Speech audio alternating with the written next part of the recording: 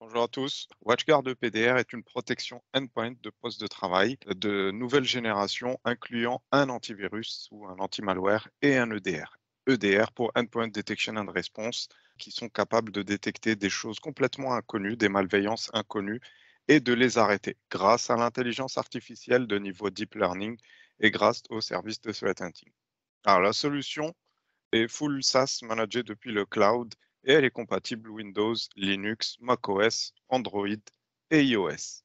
Alors, la console de management de l'EPDR, la voici. On va pouvoir récupérer des informations de l'état d'installation, de l'état de mise à jour, de l'état de connexion des machines avec le cloud, les logiciels malveillants ou les malveillances qui ont été détectées. Si je prends un exemple, J'aurais, je pourrais récupérer son hachage, je pourrais voir qu'est-ce qu'a fait le PDR, sur quelle machine aller. Si je clique sur la machine, je pourrais aller vérifier quelle configuration je lui ai attribuée. Je peux voir son chemin avec son nom complet. Je peux voir, son nom chez WatchGuard. Je peux aller voir le nom et d'autres informations chez, les éditeurs, nos collègues éditeurs. Je peux voir si elle s'est activée, si elle a échangé des données. Je peux voir la date de détection et la durée de résidence, information très importante pour les attaques persistantes qui peuvent changer de comportement au bout de quelques jours ou quelques minutes. Je peux voir la source de l'infection, je peux voir s'il y a eu du mouvement latéral et que la même malveillance existe sur d'autres machines de mon réseau. Et vous allez remarquer que cette malveillance change de nom de fichier. Alors, je peux aussi voir son comportement complet comme ça en liste, étape par étape. Et ce comportement-là, je peux le voir sur une timeline en vue graphique qui me dit étape par étape qu'est-ce qu'a fait cette malveillance. Bon, dans notre cas, c'est un trojan. Et le trojan, qu'est-ce qu'il fait? Il va tout de suite, après avoir changé les clés de registre, établir une connexion à Internet, puis télécharger des malveillances et les lancer. C'est ce qu'on voit ici. Si je refais l'action, vous allez voir réception de données, connexion avec des serveurs, puis exécution de process. Rouge pour les malveillants, orange pour ceux qui sont inconnus et vert pour ceux qui sont de confiance. Et chaque nœud, j'aurai des informations que je pourrais récupérer ici. On peut aller euh, au, euh, aux coordonnées GPS du serveur qui a été contacté ou qui a établi une connexion avec cette malveillance. Deuxième brique, les PPI. Alors, les PPI, c'est différent de la malveillance puisque ce sont des choses que l'utilisateur a par lui-même installées.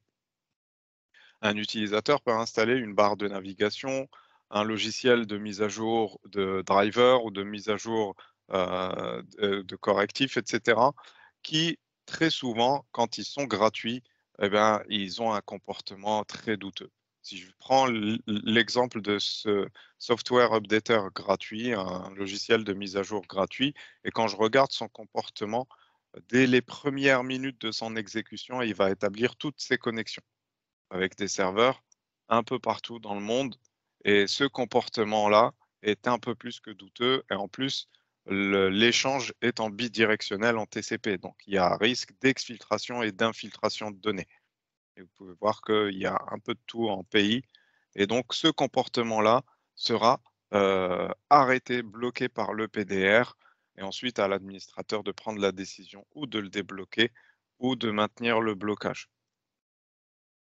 Dernière brique de l'EDR, c'est la brique anti-exploitation. Ceci concerne les applications de confiance. Vous allez reconnaître Internet Explorer, PowerShell, Java, Bonjour.exe, qui, à des moments de leur vie, tous les logiciels ont connu au moins une fois dans leur existence une brèche de sécurité.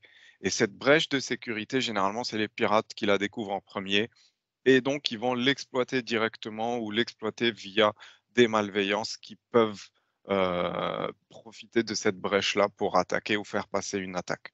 Donc si je prends l'exemple ici de Internet Explorer sur une ancienne version qui est maintenant pour information obsolète depuis le 15 juin 2022, sur cette ancienne version, le pirate était capable de lancer des requêtes à Internet Explorer via Internet et Internet Explorer se mettait à lancer du CMD ou l'invite de commande de Windows.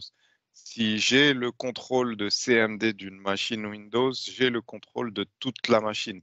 Avec le CMD, je peux tout faire. Je peux lancer des exés, installer des choses, désinstaller des choses, déplacer des fichiers, récupérer des informations, etc. Des informations qui peuvent être très dangereuses. Cette exploitation est détectée par le PDR et sera bloquée tout simplement en fermant Internet Explorer. Internet Explorer ne sera jamais considéré comme une application malveillante, mais il sera fermé, donc on mettra fin au processus Internet Explorer quand il aura ce comportement-là. L'utilisateur sera informé par un pop-up qui lui dit exploitation arrêtée sur Internet Explorer, on va le fermer et il pourra tout de suite après relancer Internet Explorer sans aucun problème. Mais si IE subit encore cette exploitation, il sera fermé à nouveau. Et vous, sur votre dashboard EPDR, vous aurez toutes les informations pour savoir ce qui se passe sur Internet Explorer et idéalement le mettre à jour, le remplacer, etc. Alors, les autres couches de l'EPDR, j'ai dit qu'ils contenaient un anti-malware et un EDR. L'anti-malware ou l'antivirus va nous protéger des fichiers malveillants qui sont connus, des domaines connus pour faire du phishing, des sites malveillants ou contenant des malveillances, des tentatives d'intrusion. Donc, il contient un IPS. On a la possibilité de bloquer l'utilisation des ports USB sur les appareils ou sur les types de périphériques à échange de données, tels que les clés USB, les disques durs externes, les lecteurs CD, DVD, l'imagerie, les téléphones mobiles, les appareils Bluetooth, tout ça, on peut le bloquer. Et on a la possibilité aussi, bien sûr, de whitelister nos propres périphériques. Mais s'il y a un blocage, ça remonte ici. Alors, autre dashboard, celui du Web Access. WatchGuard PDR vous permet de faire du filtrage web, donc de bloquer, déjà d'avoir une visibilité sur les catégories de sites qui sont consultés. Maintenant, on va regarder ce qu'on peut faire en protection en mobile. En termes de mobile, on aura de l'Android, de l'iOS, tablette et téléphone. On va pouvoir avoir une protection anti-malware sur les devices mobiles et une couche anti-vol. La couche anti-vol comprend une géolocalisation. On va pouvoir localiser avec précision où se trouve le device, faire sonner une alarme, verrouiller le téléphone, même s'il a un code de verrouillage, on va le remplacer et faire un effacement de données à distance si on perd tout espoir de le récupérer. Dernier dashboard, celui du service de threat hunting. Alors, le service de threat hunting est un laboratoire derrière lequel il y a des experts en cybersécurité qui vont analyser les logs remontés par les agents EPDR et vont vous indiquer, vous notifier pour des indicateurs d'attaque. Indicateur d'attaque ou IOA, indicateur of attack, est un événement avéré sur une machine qui est non liée à un software, une application, mais liée à l'utilisateur. Donc, si un utilisateur a un comportement suspicieux ou dangereux sur une machine, vous serez notifié par un indicateur d'attaque. L'indicateur d'attaque est affiché en liste, en calendrier ou sur la matrice mitre d'attaque, le mitre attaque matrice qui est connu comme une référence standard de la cybersécurité. La matrice mitre est présentée un peu comme une kill chain d'attaque où on va avoir des étapes d'attaque où le pirate va commencer par faire de la reconnaissance, va développer un script par exemple, un premier accès.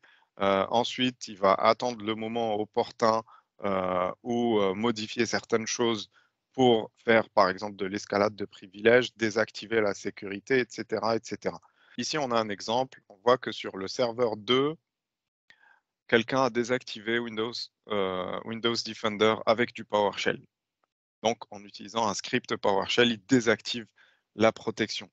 Donc, on a fait le tour de notre dashboard WatchGuard EPDR. Ce qu'il faut savoir, c'est que sur les machines, je vais pouvoir récupérer plein d'informations, comme par exemple l'état physique de la machine, l'utilisation du CPU, l'utilisation de la RAM en quasi-temps réel, la liste des applications installées, etc. Tout ça, je peux le récupérer depuis ma console. Maintenant, on va faire un petit tour sur les modules complémentaires. Alors, pour rappel, les modules complémentaires vont se baser sur le même agent qui est sur les machines et va être managé sur la même console Ether avec laquelle on manage le PDR. Le premier module est Patch Management.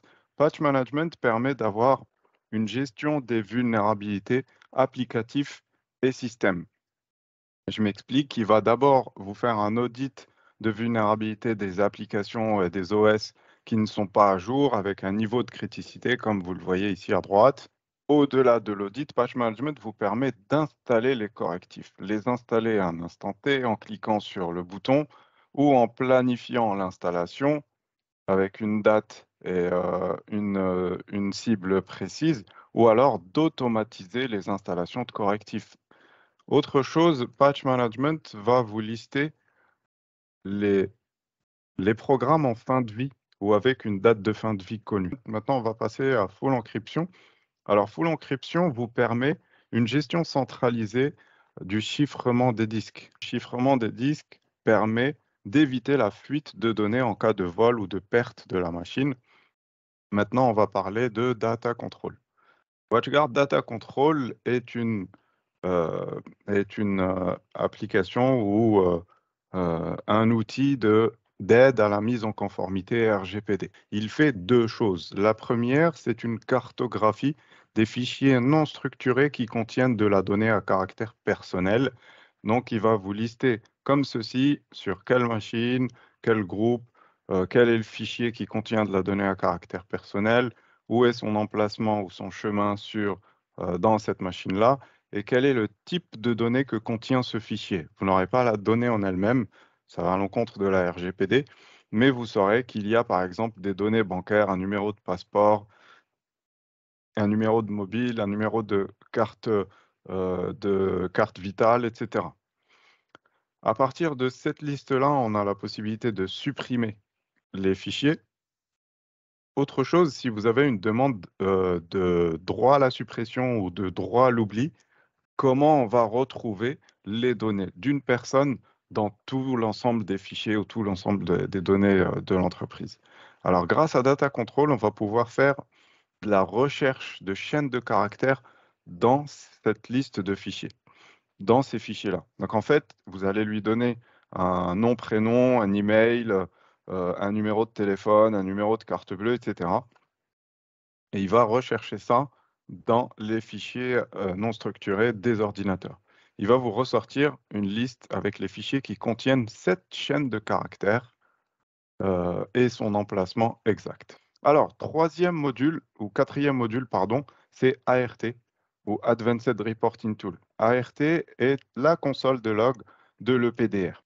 Ça ne sera pas la console de la partie Data Control, mais de la partie, comme vous voyez ici, sécurité, log applicatif et log accès aux données. Donc, en termes de sécurité, vous aurez les logs de l'EPDR classiques, les détections, les malwares, les exploitations, les PPI, mais logués sur un an. Deuxième partie des logs, ça sera la partie log applicatif, ça veut dire les applications qui tournent dans le parc. Et à partir de tous ces logs-là, que ce soit Data Control ou ART, on peut remonter à la requête SQL qui a permis d'isoler ces logs-là. Je peux tout personnaliser à partir de ces listes-là ou de ces requêtes SQL. Cette présentation était une présentation très rapide de la console PDR. Si vous voulez en savoir plus, n'hésitez pas à nous contacter. Merci beaucoup. Très bonne journée. Au revoir.